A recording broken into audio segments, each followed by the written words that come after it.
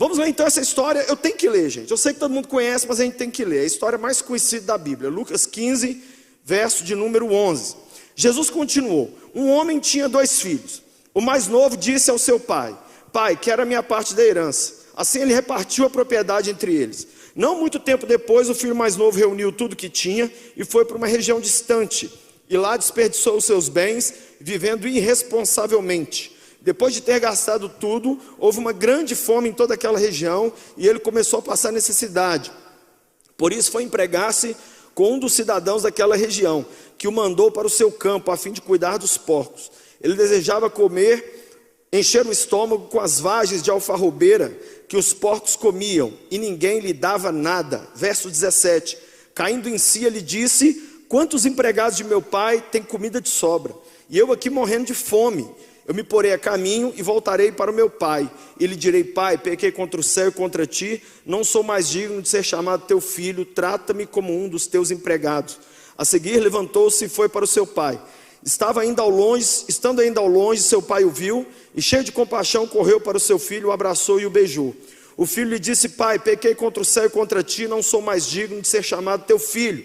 Mas o pai disse aos seus servos: depressa, tragam a melhor roupa, vistam nele, coloquem um anel em seu dedo, calçado nos pés, tragam um novilho gordo, matem-no, vamos fazer uma festa e alegrar-nos, pois esse meu filho estava morto e voltou à vida, estava perdido e foi achado. E começaram a festejar o seu regresso. Enquanto isso, o filho mais velho estava no campo.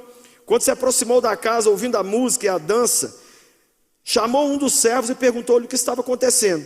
Este lhe respondeu: seu irmão voltou e seu pai matou um novilho gordo, porque o recebeu de volta são e salvo. O filho mais velho encheu-se de ira e não quis entrar. Então seu pai saiu e insistiu com ele, mas ele respondeu ao pai: olha, todos esses anos eu tenho trabalhado como um escravo ao teu serviço e nunca desobedeci suas ordens, mas tu nunca me deste nem um cabrito para eu festejar com os meus amigos. Mas quando volta para casa esse seu filho, que esbanjou os seus bens com as prostitutas, matas o novilho gordo para ele? Disse o pai: meu filho, você está sempre comigo, e tudo que eu tenho é seu, mas nós tínhamos que celebrar a volta desse seu irmão e alegrar-nos, porque ele estava morto e voltou à vida, estava perdido e foi achado. Hoje eu quero falar sobre vencendo a religiosidade, porque eu quero falar primeiro sobre o irmão mais velho. Essa história é uma história muito interessante, porque na verdade ela fala de 2 extremos. A maioria das pessoas hoje, elas vivem em extremos. Elas não conseguem viver no meio. Viver no meio é viver uma vida equilibrada. Ou elas estão em um extremo chamado libertinagem, que é a história do primeiro menino, que queria pegar a mulher, beber pinga e sair debaixo da asa do pai.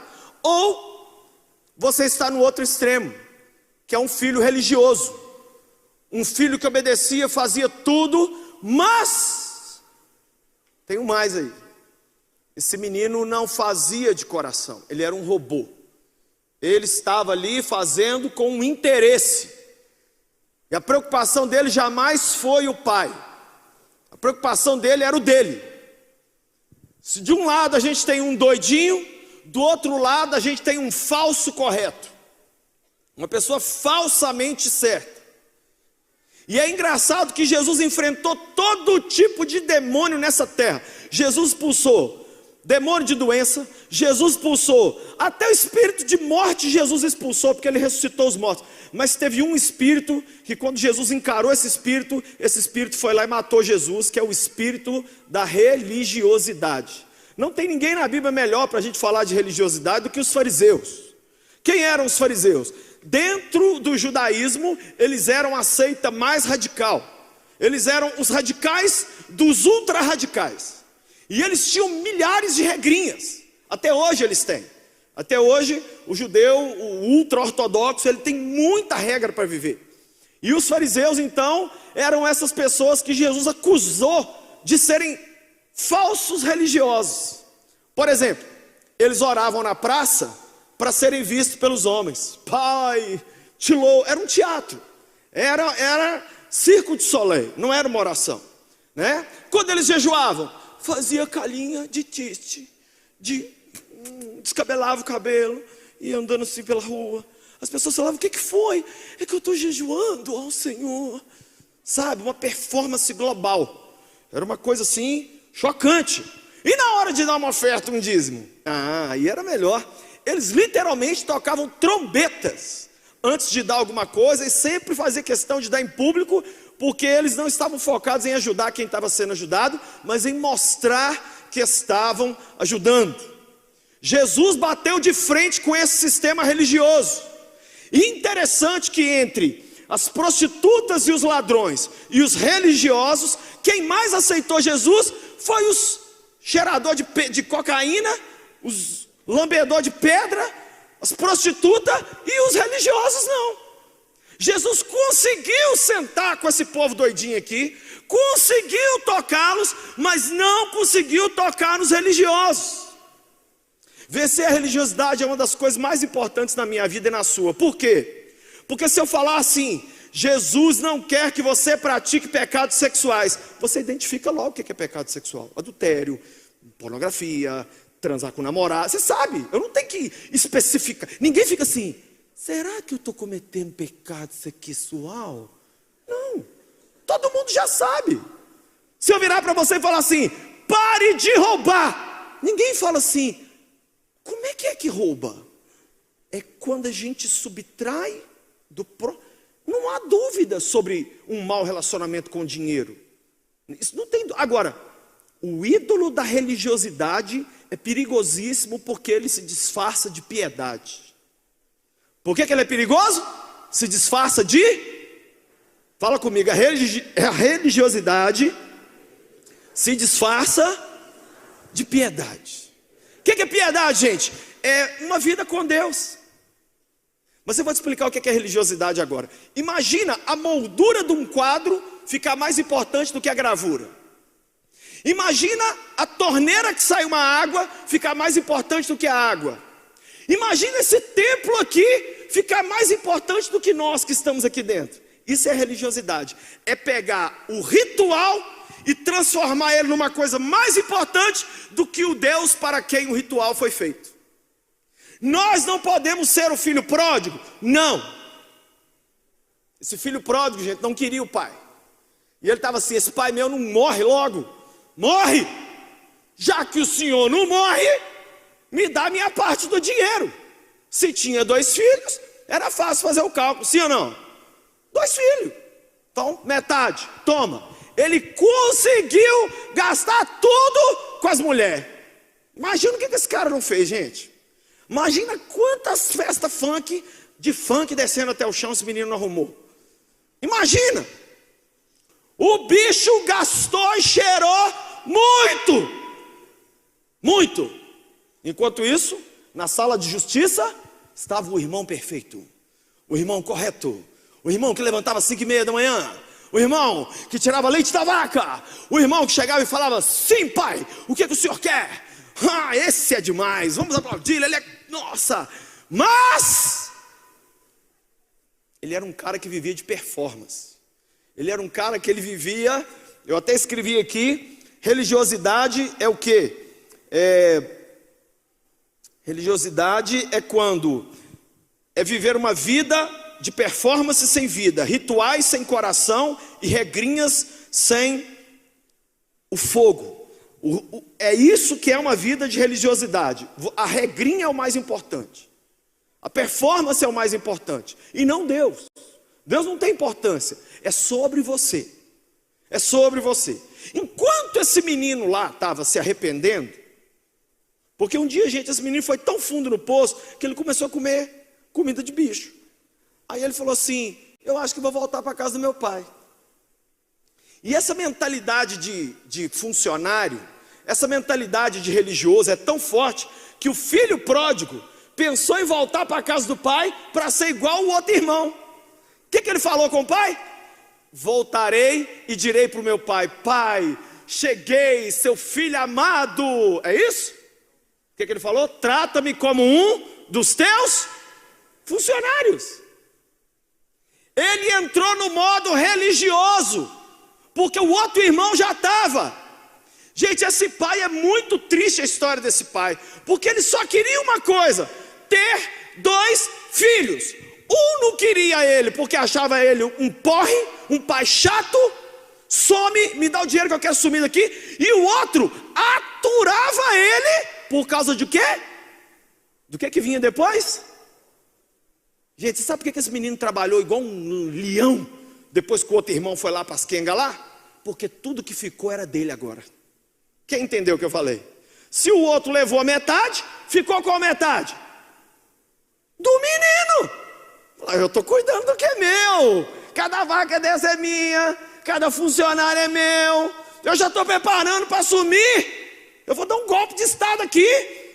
E ele só dando comida gordurosa para ver se o pai já tinha um problema de coração e vazava. Agora você está começando a pensar com a cabeça dele. Então o menino deu sangue, deu raça, mas ele era tão ou mais desviado que o outro, porque um se desviou para a extrema direita e o outro para a extrema esquerda. Nenhum dos dois conseguiu ser o que o pai queria, o meio. O que era o meio? Ser filho. O que é ser um filho? Eu sei que eu não sou perfeito, eu sei que meu pai não é perfeito, mas eu o amo demais, e ele me ama demais, e eu não tenho que conquistar meu pai. Eu já nasci filho dele, e se ele é meu pai, e eu sou filho dele, está tudo resolvido. Eu não tenho que fazer nada, eu tenho que curtir o meu pai. Deus nessa noite quer que você aprenda a curti-lo, curtir o pai. Curtir Deus é muito bom, mas nenhum desses dois aqui aprendeu a curtir. Então eu quero que você veja comigo o que esse menino, esse segundo abobado, fez a partir do verso de número 25. A partir do verso 25, olha: enquanto isso, o filho mais velho estava fala comigo, no campo. Campo de quem, gente? Fala comigo assim: dele. Deixa eu explicar para você uma coisa sobre uma pessoa religiosa. Tudo diz respeito a ele. Ele não consegue pensar fora dele. Ele está no ministério para fazer crescer o ministério dele. Ele quer projetar o nome dele. Ele quer colocar a glória dele. Ele quer os holofotes para ele. Ele estava no campo trabalhando. O campo ainda era do pai, mas ele já via como sendo dele. Você consegue hoje ser uma pessoa que se enxerga num desses 2 meninos? Eu confesso para vocês uma coisa: eu quase nunca na vida fui esse menino, o encapetado primeiro. Eu já lutei muito com esse outro problema. Por quê? Porque eu nasci numa família cristã. Então eu não vi droga, não vi bebida, não vi nada, eu vi Deus. Minha mãe me deu 300 Bíblias quando eu era criança. Meu pai me levou para a igreja, tudo igreja, Deus. Então qual o risco que eu corria? E que eu, não vou dizer que não caí nele ainda não, mas já caí algumas vezes, era de preocupar com a minha performance, com o meu campo, o meu nome. Você está no campo fazendo o quê? Por causa de quem? Lucinho, você está dizendo que a gente não pode batalhar para melhorar? Pode. Só que tudo tem que ser feito para a glória do Pai. Tudo tem que ser feito para o Pai, para alegrar o coração. O que o pastor Márcio ensina a gente aqui, gente? Há quase 50 anos nessa igreja. Nós nascemos para trazer alegria para o Pai, para fazer o Pai sorrir. Só. A gente levanta de manhã para dar um sorriso para Deus. Para Deus olhar e falar: no meio desse monte de gente sem noção, olha lá, ó, que a menina ali é topzera. Olha ali. Olha o que ele está fazendo. Ele está lavando vasilha sem a mãe pedir. Tira uma foto, anjo, por gentileza. Até porque estão falando que é mentira, mas eu estou acreditando. Olha lá. Olha ali, o outro saiu do Free Fire. Eu não estou acreditando. Filma!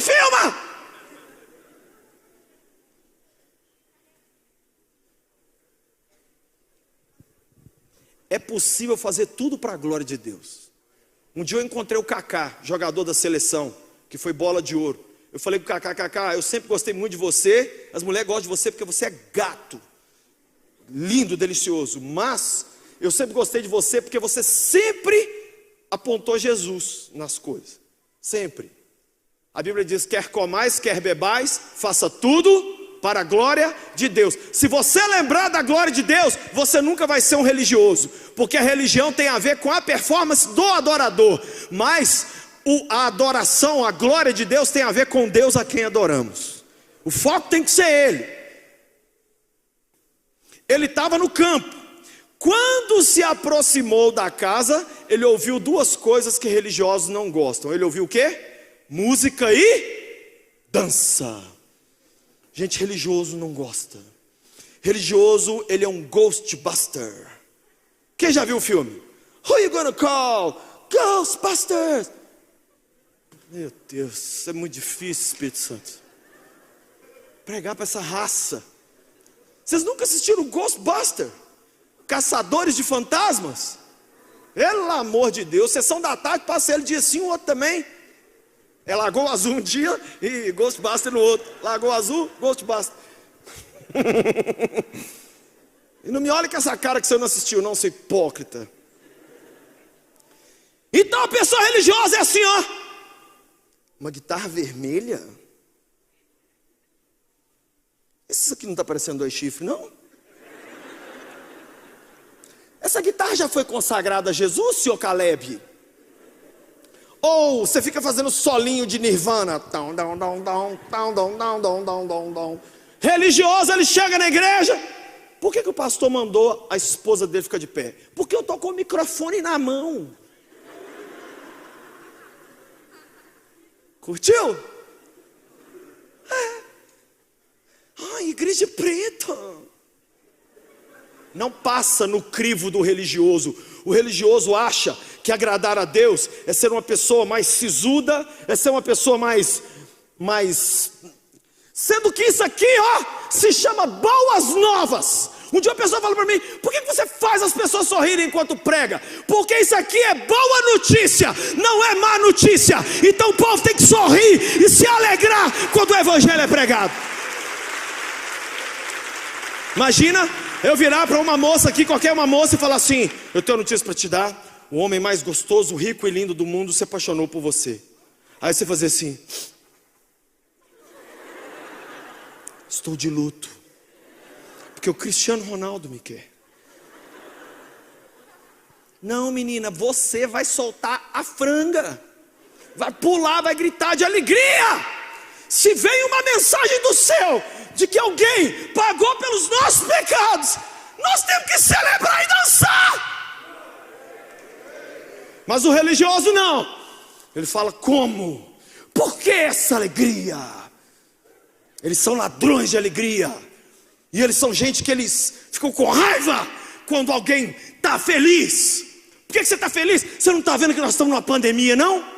Quem você pensa que você é? Você está desrespeitando os 550 mil brasileiros. Puxa vida, mas se tem um que o Covid podia ter levado, era você, hein? Você ficou. Tem gente, olha para mim, ele é chato. Por que você está ouvindo uma música e está bravinho, ô nojento? Sabe por quê? Que ele já tinha a cabeça de dono de tudo. Essa música aí, eu não autorizei. É que esses funcionários meus não estão cortando o mato ao invés de estar tocando? Que música é essa? Quem sabe você entrou aqui hoje, sim. Você tem um espírito crítico. Você é uma pessoa que analisa tudo e você dá nota para tudo, sendo que ninguém pediu sua opinião para nada. E você é esse religioso. Nota 4.2 para o louvor, nota 3.7 para pregação, nota...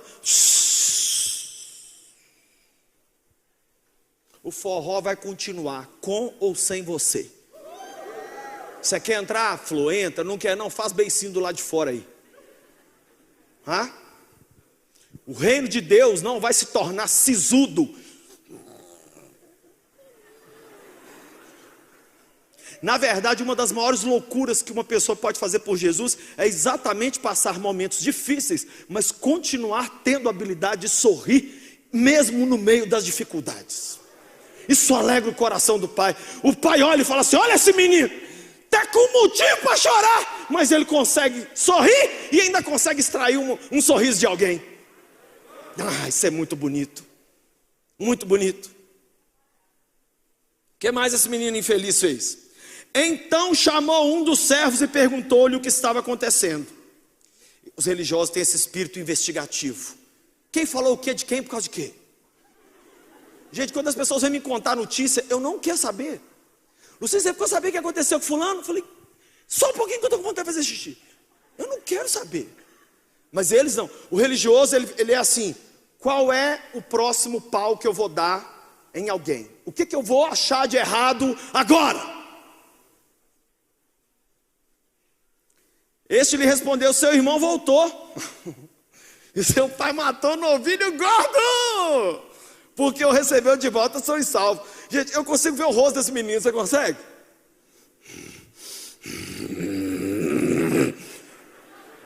Quem assistiu a Anabelle?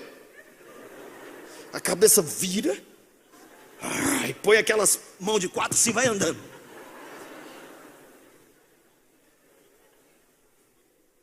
O novilho gordo, gente, era aquele que era usado para inseminar todo o resto do rebanho, para que o rebanho tivesse uma qualidade alta. Ao matar o novilho gordo, era a grande posse dele. O novilho gordo era dele. Mataram o meu bebê.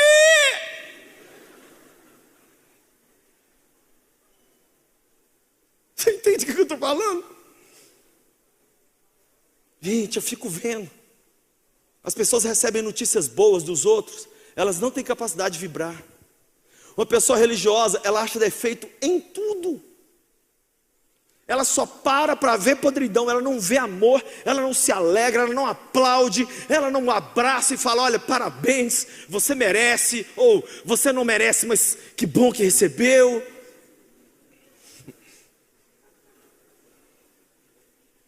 Não, a pessoa parece coveiro, por onde passa deixa um morto. Onde passa a pessoa faz um ficar triste. Por onde passa a pessoa fica só cobrando dos outros. Chato pra caramba, chata pra caramba. Não tem esse espírito tão mesquinho desse idiota que não. Aí o texto diz assim: o filho mais velho encheu-se de ira. O quê? Eu cheguei na igreja antes de você e você já está casando? O quê? Quem é Lucinho para estar no altar? Pastor Márcio, coitado, tá doido. Para quê? 2 teclados. O que é que virou isso aqui?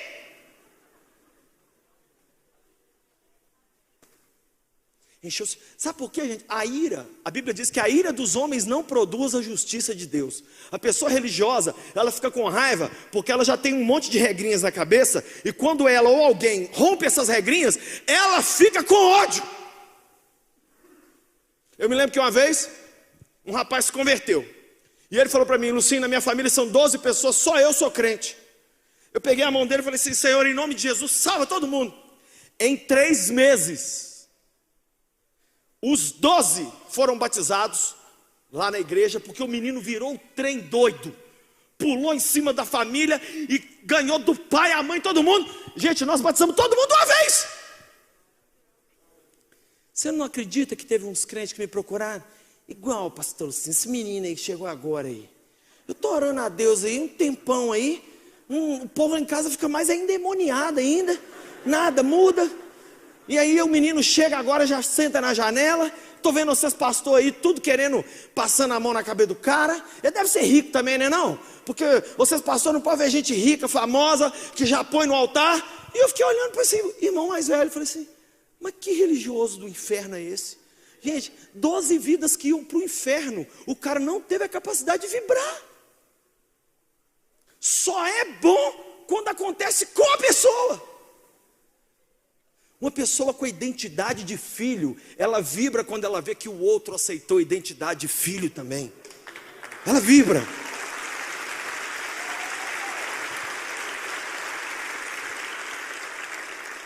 Aí ele ficou nervosinho. E aí o que a Bíblia diz? E não quis entrar. Empacou, fala comigo, empacou. Virou uma mula, um jumento, mula de Balaão, parou. Não vou xingar a mula de Balaão não, que a mula de Balaão salvou a vida de Balaão. A mula de Balaão era 10 vezes mais inteligente que Balaão. Quem já leu a história lá? Ninguém leu. Ninguém assiste Ghostbusters, ninguém lê a história de Balaão. Por que eu estou pregando aqui, gente? Assistam as coisas antes da gente pregar. Empacou, olha para mim, gente. O religioso, ele para tudo quando ele encontra um suposto erro. Você sabe o que um filho faz quando ele vê um erro na vida do outro? Ele ora por esse outro, e se ele tiver uma chance, ele ajuda o outro. Mas ele não estraga a festa de ninguém. Ele não estraga a festa de ninguém. Ele é uma pessoa do coração aberto, livre. Ele quer curar as pessoas. Mas esse cara empacou. Gente, se esse menino empacou na festa do irmão, o que você acha que ele ia fazer na sua festa de casamento? É o irmão dele, que tinha voltado da morte, e ele não quis entrar. O religioso é assim, ele empaca. Nas horas principais ele para. Amarás o Senhor teu Deus de todo teu... Ele tem uma aparência. Estou aqui adorando, você fala, nossa, esse é espiritual. Está orando em línguas, é espiritual. Você sabe o que para mim é uma pessoa espiritual hoje? É a maior espiritualidade que tem. É qual é o seu relacionamento com o seu próximo. É fácil a gente falar eu te amo para cachorro. É fácil a gente falar eu te amo para gente que está morando do outro lado do mundo. Você sabe por que o Brasil tem rixa com a Argentina? Porque a gente está perto. Sabe por que o brasileiro é apaixonado com a Itália? Porque está longe. Traz a Itália para cá, você vê se o pau não come, nós todo mundo junto. Sabe por que você tem problema dentro da sua casa? Porque quem está lá é igual a você. Você xinga eles, mas você tem o temperamento deles. E eles não têm coragem de te falar isso, mas eu não estou nem aí para você, eu te falo na sua cara. Você é sua mãe ao cubo, você é seu pai ao triplo. Ai, quando eu crescer eu não vou ser papai e mamãe. Só de falar isso já é antipático, chatão, não entra na festa, não consegue sorrir de nada. Gente, na minha casa, graças a Deus, nós sempre tivemos problema, mas a gente sempre teve risada na minha família. Sempre! Risada de nada. Risada, sentado aí, começa a chupar um laranja, um joga no outro, o outro aí, passa uma propaganda, aí eu tiro a parte, a gente começa a dançar assim, as dancinhas na frente dos meninos, os meninos ficam assim, ai, liberta nós, pai. Esse pai psicopata. Alegria. Alegria. Quem sabe você não é um burro hoje empacado, que não entra na sua festa e não deixa ninguém entrar na festa dele também. Por quê? É religioso. Tem aparência de piedade, segue um monte de regrinha, mas não tem coração, não tem vida. Gente, a primeira coisa que esse menino tinha que ter pensado é o seguinte: o papai está morto de alegria porque esse menino voltou. E se o meu pai está feliz, eu tenho que ficar também. Ele não pensou no pai. Ele pensou no quê? O boi que estava sendo comido lá dentro era dele. Os funcionários que estavam tocando era dele. E ele mesmo estava no campo igual um trouxa, capinando. O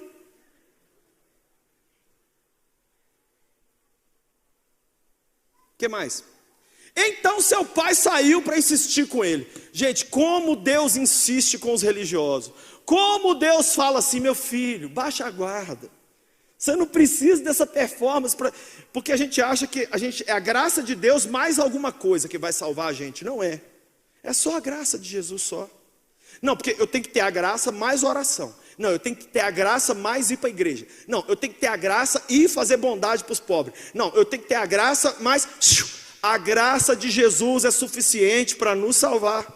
O Pai hoje está insistindo com alguns de vocês aqui, dizendo o seguinte: larga essas suas regrinhas, essa sua falsa obediência, e entra aqui para dentro da festa, para a gente celebrar de verdade. Vamos celebrar de verdade. Não.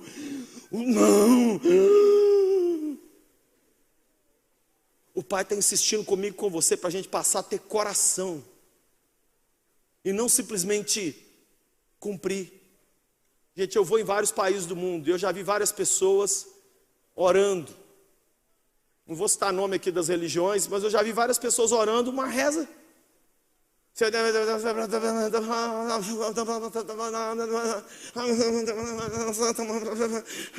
Aí vamos ler a Bíblia. Ai, fulano gerou fulano, gerou fulano, gerou fulano, gerou fulano. Ai, deu vontade até de transar. Ai, gerou fulano, gerou fulano. Amém, acabou? Acabou esse capítulo que não tem fim? Aí Deus, bati minha cota, está feliz? Fui para a igreja com 10 graus, o senhor ficou feliz? Deus olha e fala assim: você não precisava fazer nada. Eu já tinha feito, eu já fiz tudo. Daqui a pouco eu vou te explicar onde entra as boas obras e a oração e a ida para a igreja aqui. Mas aí o pai saiu para insistir, mas ele respondeu o pai. Olha, gente, vocês têm que pôr tom de voz nas coisas. Olha o que ele falou aí. Olha. É assim, na sua Bíblia tem olha ou é só na NVI? Tem olha aí? Olha. Tipo assim, agora o mestre da religião vai te ensinar, seu pai naca, abobado, que deu tudo para o seu filho endemoniado gastar. Vou te ensinar a ser pai. Por que todo mundo que não tem filho sabe como educar filho, hein, gente? Me explica esse demônio, que parte do inferno que ele veio? Quem não tem filho, fala assim, porque quando você acha que filho meu vai pôr a mão no celular? Não, ele vai ser dono de uma rede de celular. Tá? Abobado. Você é muito sonso, muito sonsa. Seu telhado é de vidro, cala sua boca. Então o que ele falou? Olha! Gente, eu vejo muito cristão falar isso com Deus. Olha que Deus. E aí vem, o que o religioso faz? Todos esses anos. Primeira coisa do religioso: eu venho batendo uma cota com o Senhor já há um tempo, hein? Eu estou aqui, ó. Meu irmão parou a corrida há muito tempo, mas eu já estou aqui há quanto tempo que eu sou de Lagoinha? Quanto tempo que eu estou? Quanto tempo? Quantas oportunidades me deram? Não me deram nada. Assim. Então ele fala do tempo. O que mais? Tenho trabalhado como um escravo. Olha como esse menino se via em relação ao pai. Eu sou obrigado a trabalhar para o Senhor. E eu estou aqui trabalhando a seu serviço como um escravo. A mentalidade dele, gente, era de alguém opressor. O pai é alguém que me oprime. Eu tenho que vir, né? Eu conheço gente que já falou isso para mim várias vezes. Tem que ir para o culto, não for para o culto fazer o quê, né? Vou para o inferno, né? Vamos dar um dízimo, né? Se não der o dízimo, chega em casa, está lá o devorador lá na sala, sentado com o controle remoto lá na mão, e nós estamos tudo ferrados. Ai, vamos para esse tal de GC, que eles não param de falar de GC. O que é GC? Gostar de comer? Podia ser.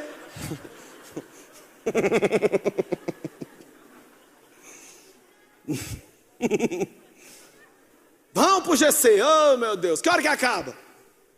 Quer saber só da comida?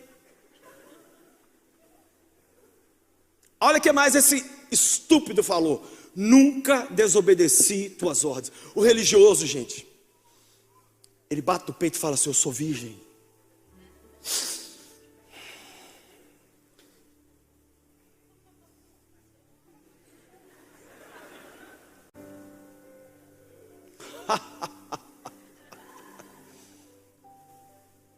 Eu posso falar, eu tenho sido fiel.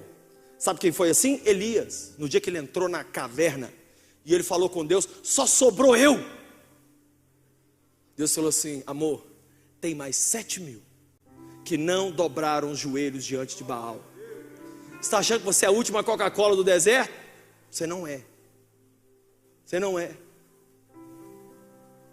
O que mais? Nunca desobedeci tuas ordens, mas tu nunca me deste nem um cabrito para eu festejar com meus amigos. Aí ele revelou o coração dele. Qual que é o coração do religioso? Eu te sirvo como uma troca, mas o Senhor ainda não me deu a sua parte, porque eu estou ralando aqui no teu reino, estou seguindo as regrinhas, sem coração nenhum, mas estou seguindo, e o Senhor ainda não me deu o que eu quero. Engraçado que o cabrito que ele queria era para festejar com os amigos, não era para festejar com o pai. O pai estava o tempo todo fora dos planos desse filho imbecil. O outro já tinha mostrado. Eu gosto mais desse menino perdido aqui do que do outro. Que esse menino aqui, ele pelo menos mostrou de cara. Falou: pai, eu não tolero você, me dá o dinheiro, deixa eu ir embora. O outro ficou fingindo simpatia pelo pai. Eu queria, pai, sabe o quê? Um cabrito para eu fazer igual meu irmão, sumir e celebrar lá longe. Quem sabe você está aqui hoje cobrando de Deus coisas que no seu entendimento Ele já deveria ter feito por você, pelo tempo que você tem, e pela cota que você bateu, e pela sua santidade. Aí que mais que ele fala? Mas quando volta para casa esse teu filho, aí ele revelou a raiva dele do menino. Ele não chamou o menino de irmão dele, ele falou: é irmão, é filho seu, não é meu não, meu irmão não. O religioso não tem empatia por nada do outro. Ele é o centro, é o cabrito dele que importa, é a vida dele que importa, é o sucesso dele que importa, nada mais importa.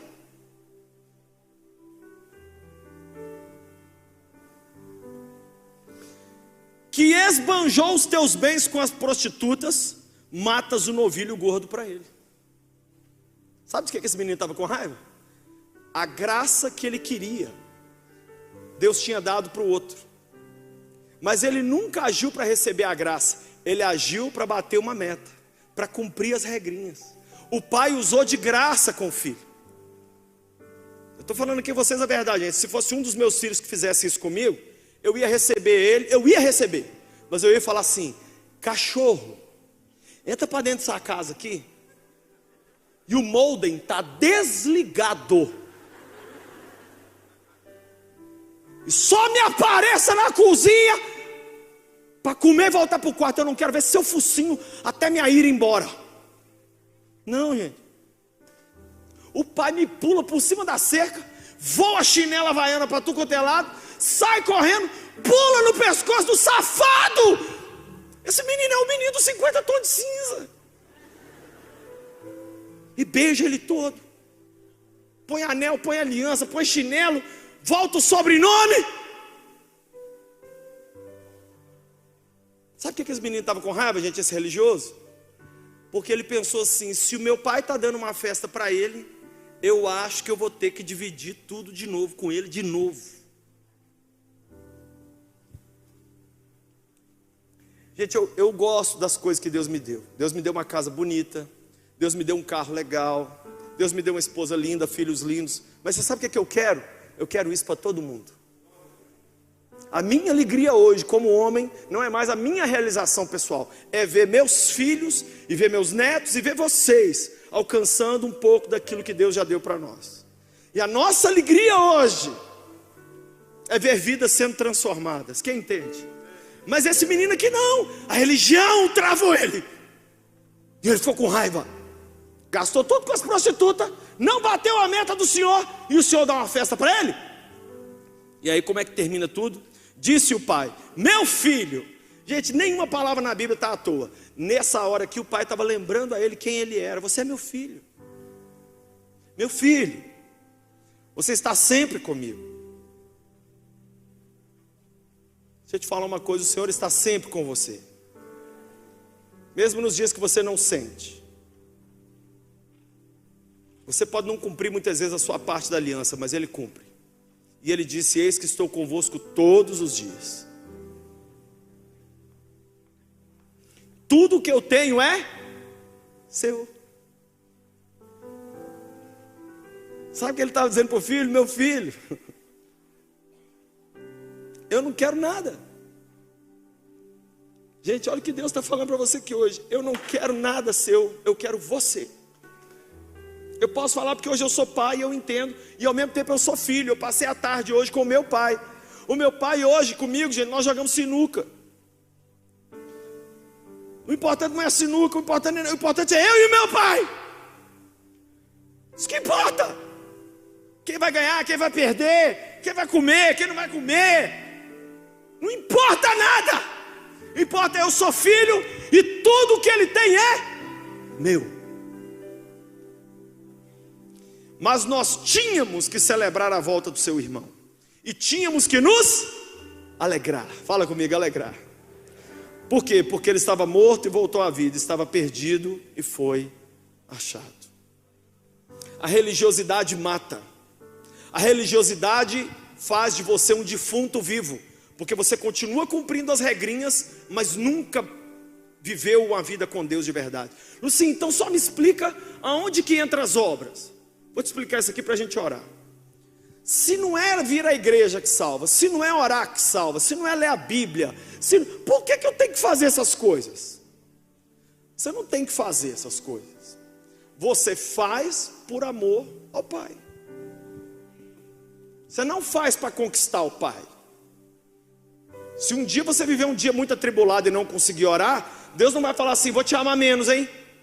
Ó, você não leu sua Bíblia, não bateu a cota, vai lá, tira uma pedrinha da coroa dele. Nós temos uma imagem de Deus assim. Uma pessoa falou comigo esses dias: minha coroa no céu, acho que está só um arame farpado, pastor. Ô seu égua, Deus vai pôr um arame farpado na sua cabeça? Ah não, pastor, eu não estou dando conta de nada. Eu falei: ninguém dá. Gente, quem deu conta de cumprir os padrões de exigência divina? Ninguém, só Jesus. O que Paulo se chamava? O pior dos pecadores. Se Paulo não deu conta, gente, nós vamos dar conta. Sabe o que o pai está falando hoje? Deixa de ser esse menino zica aqui, infernizado, a fim de pegar mulher, de transar, de beber, de sumir. E deixa de ser esse chato religioso que cumpre um monte de regrinha, mas não ama o Pai de verdade. Não quer entrar para a festa. Gente, você sabe o que é o mais triste dessa história? A cena termina aqui. Se tem uma coisa que eu vou perguntar para Jesus quando eu chegar no céu, não é: Senhor, por que teve a pandemia? Pai, por que a minha mãe morreu quando eu tinha só 14 anos? Eu não quero saber nada disso. Eu vou chegar em Jesus e falar assim: Jesus, como que terminou a parábola do filho? O Senhor deixou nós no vácuo. Olha como é que termina, gente. O menino do capeta lá dentro,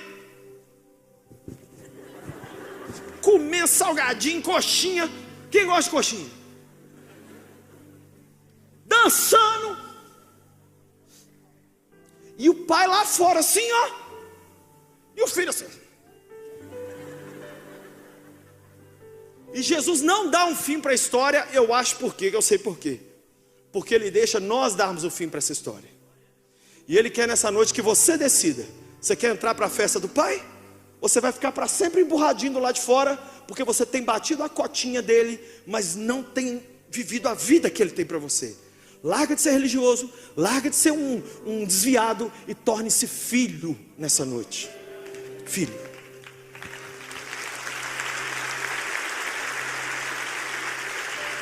Eu quero que todos orem comigo. Diga comigo: Senhor Jesus, perdoa os meus pecados. Nesta noite eu preciso recomeçar. Salva-me.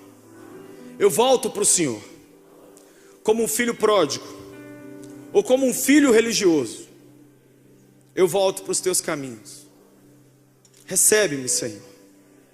Dá-me o teu Espírito. E a partir de hoje, eu vou viver pela graça, para te servir, em nome de Jesus. Amém.